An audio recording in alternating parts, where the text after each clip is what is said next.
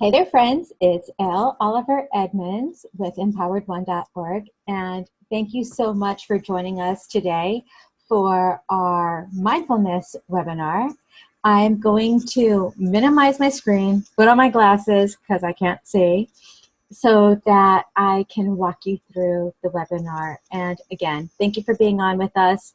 And if you have any questions, save them to the end and we'll go ahead and get us started.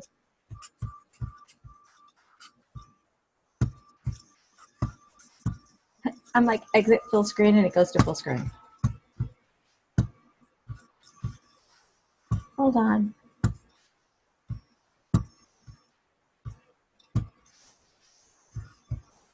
And we got success.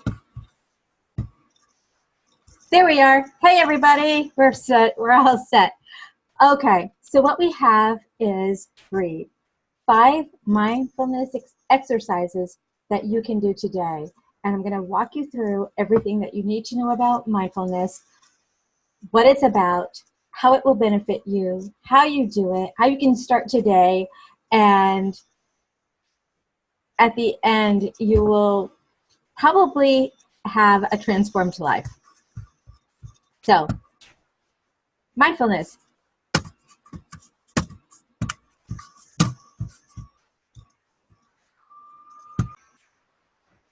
So what I'm going to show you tonight is 5 things that you can do right now to bring mindfulness into your life.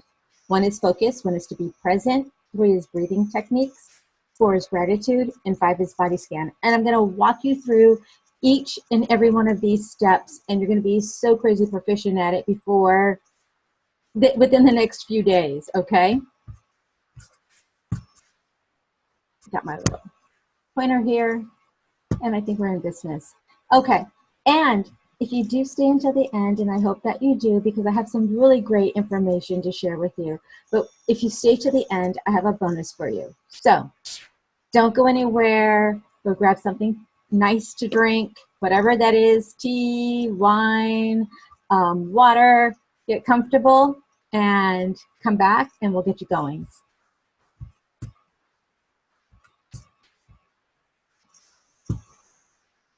So what is mindfulness? I love, love, love this definition. Mindfulness means paying attention in a particular way, on purpose, in the present moment, and non-judgmentally. And the author of that quote is Jon Kabat-Zinn, who's a PhD. He is actually the founder of an executive director of Mindfulness, the Center for Mindfulness in Medicine, Health, and Community at the University of Massachusetts. And he basically has pioneered how to use mindfulness in medicine as an approach to mitigate pain and depression. And he's been doing this for over 40 years. He's taking it globally. So I am going to share in a few slides that this practice is more than, it's not airy-fairy. There is science behind it. And Dr. Jon Kabat-Zinn is not the only individual that's pioneering this. There are many other professionals who use mindfulness to help people perform better, become better citizens, help people become the best version of themselves. I guess that's really what I'm trying to say. So my mindfulness journey, I want to share a little bit about myself and just let you know how this has worked for me. I was introduced to transcendental meditation back in 1979, and that just does that sound crazy? But I was a kid in high school in Union City, California, about 25 minutes south of Berkeley, which makes perfect sense that a class called tripping would be offered in my high school. But that class really was a pivotal moment in my life, and it transformed my life. Meditation transformed my life. My teacher at the time, Lynn Nichols, I don't even know how she got this class on the curriculum, but She taught us about visualization and affirmations and meditation and intentions, just shifting your mindset. And at that time when this was introduced to me, my parents were going through the most horrendous divorce. My family life was one of verbal abuse, emotional abuse, mental abuse, and physical abuse. Just to illustrate what that looked like, my dad would often remind me, as often as he could, that I was the pretty one. No, I was the smart one and not the pretty one. And that will just jack up your head. It will jack up how you see when people approach you. So as a teenager, if someone approached me and thought I was a cute girl and wanted to take me out, I didn't trust them. The message that I was getting was I was the smart one and not the pretty one. So if someone was coming at me thinking that I was the pretty one, I figured they had something up their sleeve. It was nefarious, and no. So with the help of Lynn Nichols in incorporating visualization and meditation, I was able to really push past the negativity that was going on daily in my household. I was able to push past the negativity in my head, the garbage, not just enough to get me by, not enough to do anything. But what it did change in me was because of the toxicity in the household where I was growing up, it helped me. I had such an anger issue. My parents would throw things, they would throw things at each other, they would throw things at walls. And so the four of us mimicked that. And that was something that I did as well. And after this, learning meditation and learning to just go and just breathe and have quiet time and just be in my own space, also journaling helped a great deal too. That anger, those anger issues, that toxicity, those violent issues of throwing things, all subsided. So that's one of the reasons I responded to mindfulness and why I really integrate this practice into my empowered wellness. A lot of the times, the things that we're facing today are rooted in events from our past. And until you address those and face those and come just get in the dirt with it, nothing's going to happen. And then what I love about this is the ripple effect. Because once you start creating that shift, that just spills over in your life to other people, other events. So the way that you respond, if you respond in anger, other people are going to respond in anger. But when you respond with positivity and love and light and kindness, that just ripples out and it keeps going. And I just love that we're able to create a shift in ourselves that creates a shift in society.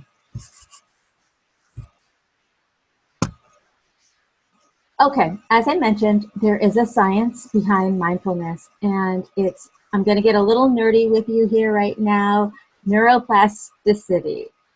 So if you look at this image, I love this image of the brain because it's like one side's black and white, the other is this rainbow explosion. But when you think of your brain as the areas of your brain as neural pathways, okay? So you think of your nervous system. We all know that our brain controls everything. So when you think of your brain in this sense of as this superhighway, our old habits are the old highway, okay? The old 2-lane highway. And it's the same thing that you've done over and over. I've done that before. This is how we do things. This is how the family does things. This is when you get stuck in cultural norms. You get stuck in, that's just the way we do it. You just get stuck in old thinking, and we do that to ourselves. That's how I am. I'm an Aries. I'm a Pisces. That's how I do it. And not to say that's right or wrong, but I just want you all to consider something different. And then with the neuroplasticity, with mindfulness, we have an opportunity to reprogram, to shift our thoughts, our actions, and our behavior. We have an opportunity to replace old behavior, old habits, old thinking with something new. Okay? You don't have to keep doing the same thing over and over, because we know, I think it was Einstein, you keep doing the same thing over and over, expecting a different result, and that's the definition of insanity. Okay? So with neuroplasticity, you have an opportunity to create a shift, and you can do it, and you can start today. And I think this is just insanely exciting. So why do we need mindfulness? All right, I'm doing okay. I love my life. Why do we need mindfulness? Look at this image right here. This image, for those of you who are familiar with Southern California, that's the 110 freeway right around downtown on any given day. And people who make that commute daily experience that, and it just does a number on our head. It's road rage, it's anger, it's frustration, it's heightened stress.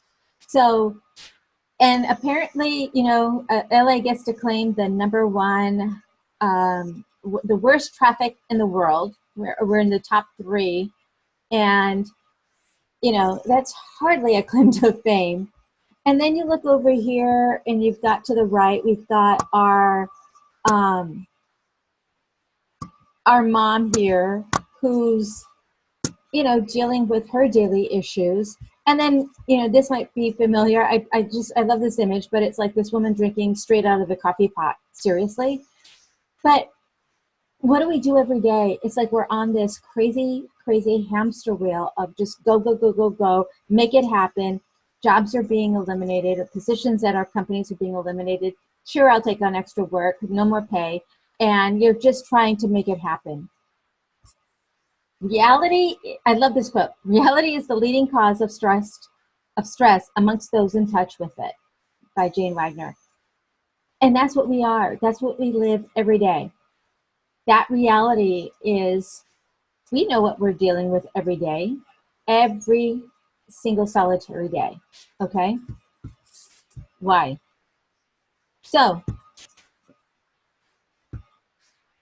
is your mind full, or is your mindful?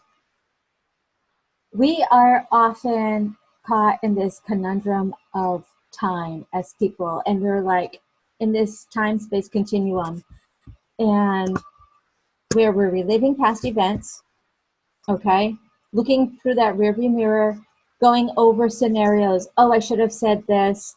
I didn't say that. Oh, if this comes up again, this time this is what I'm gonna say. We rehearse those great comments that we're gonna make. We're looking at old hurts, old wounds that affect us every day.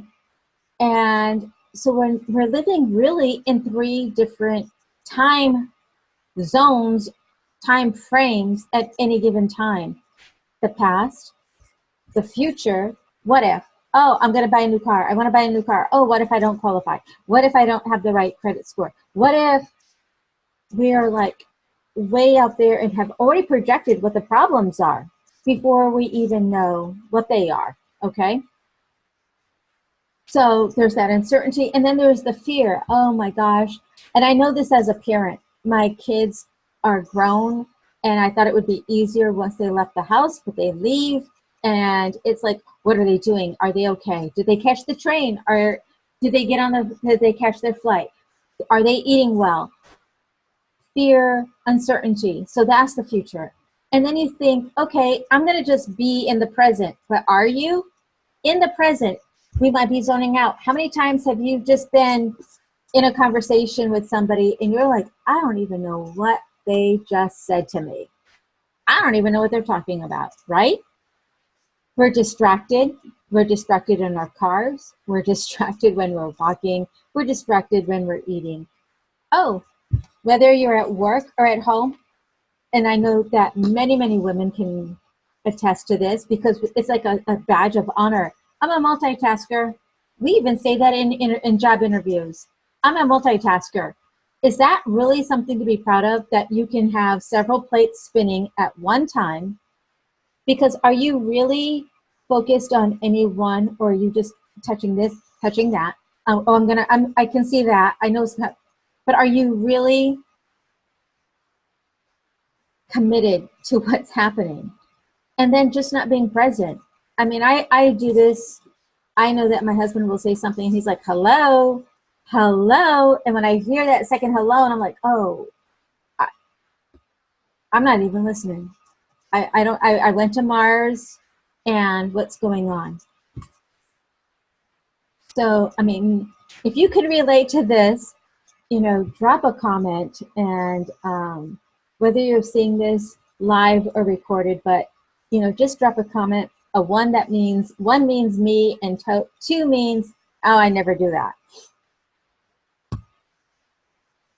So what I'm going to introduce to you tonight, as I mentioned, are 5 techniques or exercises that you can do right now to help bring some peace, harmony into your life, to be in the present moment. So number 1, focus. Focus means to just take a pause and be present. Focus on what's in your environment. Focus on who you're with. Focus on what they're saying. If you're at a restaurant and you've got your cell phone, put your cell phone down, okay? If you are in your car, put your cell phone down. But I want you to start looking at even 3-minute increments, okay? But the first is to focus and pause, and just, if you're in a situation, and especially a stressful situation, in that situation where the 110 freeway with the cars, okay, you can't change that, right? Nothing you can do in your head in that moment is going to make all those cars disappear. So how do you make that moment that, I'm not going to say pleasurable, but how do you calm yourself down in that moment? First thing is focus, pause. And then I'd like you to do I am statements, which are like, state your intention. I am calm. I am happy. I'm happy I'm alive. I'm happy I have a car to be stuck in traffic. When you start framing it that way, you're taking the emphasis off the negative, and you're putting yourself in a moment, and you're reframing it in a positive way. So that leads us to you're being present. And when you're being present, in that moment, you are just in it. And for instance, and I'm going to go back to the hectic mom on this one. So the mom is just, crazed. There's laundry, there's stuff strewn across the floor. But you're going to be present. And in that moment, okay, my place is a mess. I'm going to pick things up.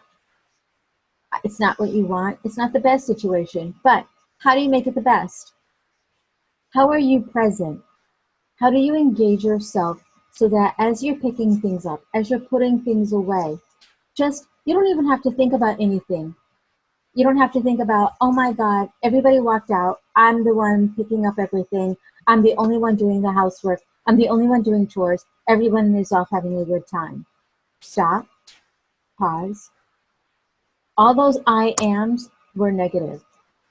I am making my house clean. I am picking up. I am creating order to this chaos that is in my house right now. I am. Flip it to something positive. Flip it to something rewarding. Bring your 5 senses into play. Stop. Look around. Okay, my house is a mess. It looks crazy. I don't like this. And take a minute and breathe into that. How do you feel? I feel angry. I feel upset at my family for leaving this mess for me. I am tired. I'm worn out. And then start to just take it a little bit deeper. Okay, as you start picking things up, what does that feel like? What does that look like? I see a mess, or I see a family that had a good time here today. I see toys because my children are healthy and happy and they played in this room today. I am picking up the remnants of my children's fun. Just take a moment to refrain, to be present, and to use your five senses, all of them. Feel, touch, taste, hear, sight, and just apply it in that moment. And when you do that, notice what shifts. And I recommend keeping a journal so that you can keep track of those feelings and those emotions. And everything you're experiencing is real, by the way. Just go with it.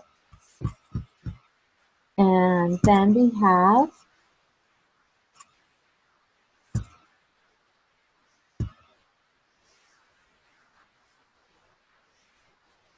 I want to talk about breathing. Another part of mindfulness is, and being present, is breath. And this happens in, the breathing techniques are excellent for highly, highly stressful situations. The dealing with the stress of a long congested commute, dealing with stress of family, children, husband, spouse, life, an event that just all of a sudden, life can change on a dime and you get a phone call and the next thing you know, it's, you've received bad news. What do? This 3-minute exercise is a brilliant way to just stop, pause, and contain yourself. So what you're going to do is, for the first moment, tune in to how you're feeling. So whatever that emotion is, I feel sad, I feel angry, I'm not happy, I don't know how to respond to this, I don't like what's going on right now. You just tap into what you're feeling. And this is not about beating yourself up. This is just about connecting. This is about self-love and self-care. So you just take 1 minute and let it all out. I love using Post-its, and I take Post-its and you just put one thought per Post-it and you just write it, put it out, write it, put it out. So in that first minute, you might either get it out verbally, you can scream, you can rage, you can jot it on a Post-it. It's all up to you. The next minute is you just focus on your breathing. Inhale, exhale. Breathe in through your nose, fill your lungs, exhale, full exhale through your mouth. You do that for 1 minute. And then for the last minute, again, whatever thoughts pop up while you're doing that, now you're just going to go into just normal breathing, and you're just going to focus on that. And if thoughts pop up, allow them to pop up, because they will. It's not good or bad. Just allow them to pop up and let them drift away, okay? So the breathing exercises helps you contain something, especially if it's something big and that you just are unprepared for. It gives you a moment to ground yourself so that you can then move forward and process. Long, deep breathing is an exercise that I learned doing Kundalini yoga. And it goes right back to that first minute or the second minute of breathing in the 3-minute exercise. And what you do is big inhale. And you exhale out of your mouth. And then you inhale in your mouth and exhale out your nose. And you just observe that pattern. So as you inhale through your nose, you exhale through your mouth, inhale through your mouth, exhale through your nose. And you just continue that process for about 3 minutes. And again, what it does is it allows you to get grounded. It allows you to separate from whatever event is going on that caused you stress, to just breathe through it so that when you're ready to come back, then you can look at it through a different lens. So those are the three, excuse me, breathing techniques. Number 4, excuse me, number 4 is gratitude. And this is an exercise I recommend that you do either first thing in the morning or just before you go to bed. And what you will do is just reflect on your day, what you're grateful for. Is it family? Is it friends? And I mean, is it yourself? Is it your health? Is it whatever is going on? Are you grateful for Uber because you were able to get from one meeting to another without having to take your car and pay for parking? I mean, get that nitty gritty into it. But just make that a daily practice. It's even better if you write it down every day. That's, again, I cannot say this enough. Get a journal. I like to keep like a book like this. I have a boatload of them. But and again, this is not to beat yourself up like, oh, I didn't write in my gratitude journal. Oh, I didn't write those things down. Don't worry about it. Write it on a Post-it, whatever you need to do. But just get into the practice of every day, whether it's morning or evening, writing, speaking what you're grateful for. And I assure you, if you practice this for at least a month, you will start to see a shift in your life. You'll start to see how you view things differently, how you value people differently. You will definitely notice a shift. And then number 5 is body scan. And this technique is when you're caught like in traffic. You know, you're at a doctor's appointment and they've not called you for 2 hours. You are at work, you've been at your desk, you're working on a high intensity project, and you just feel the stress. The body scan is super helpful to help you check in with yourself, check in with your body, and monitor what's going on. So I highly recommend you sit in a chair, or you can even lie down on the floor. But I mean, if you're at work, that's not going to be cool. Sit in a chair, and you just close your eyes and you start checking in. And you start from your feet and you work your way up to the crown of your head. And basically you just start noticing what do you feel? Do you feel cramps in your feet? Are your calves tight? As you get to your knees, you know, what's going on? Is there any joint pain? When you get to your thighs, what's happening? Does it hurt because you're sitting down? Are you sitting down too long?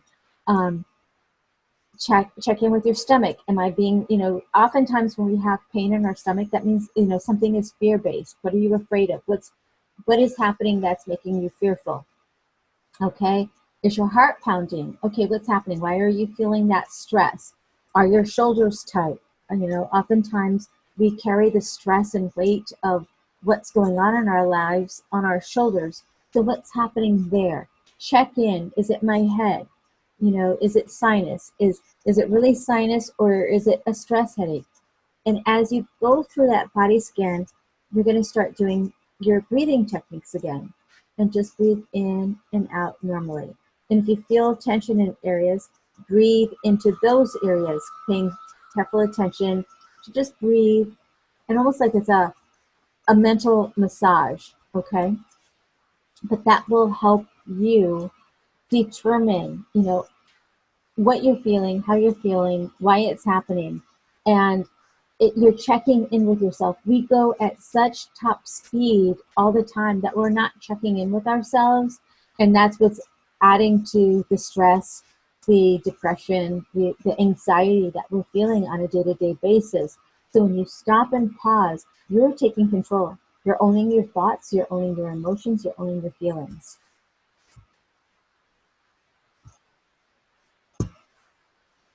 The benefits of mindfulness, I mean, this list just captures you know, if you look through it, reduces anxiety, improves sleep, helps with digestive problems.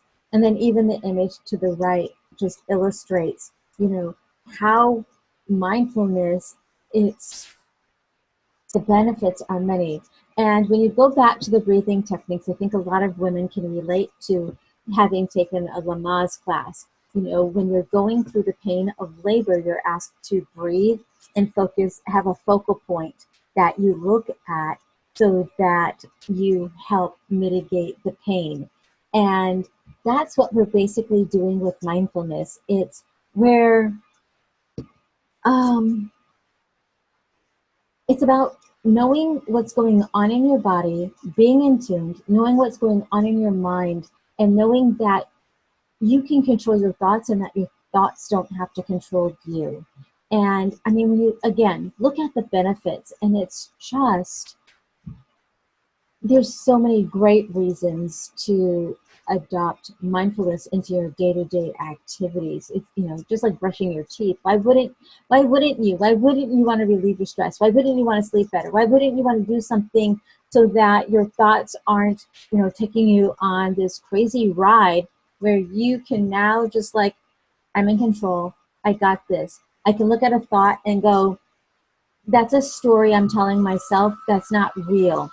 Or I can look at something and go, yeah, I need to pay attention. It's telling me there's a red flag here going on, and I need to take a look at this. It's really tuning into yourself, your mind, and your body. And, what can be wrong with that? So I'm going to challenge you all to be mindful. Just be in the moment. Be in you and know that. And know that you have everything you need right now to help you live the fullest life. Right? I love that. So I want to thank you all for staying to the end. I appreciate you so much.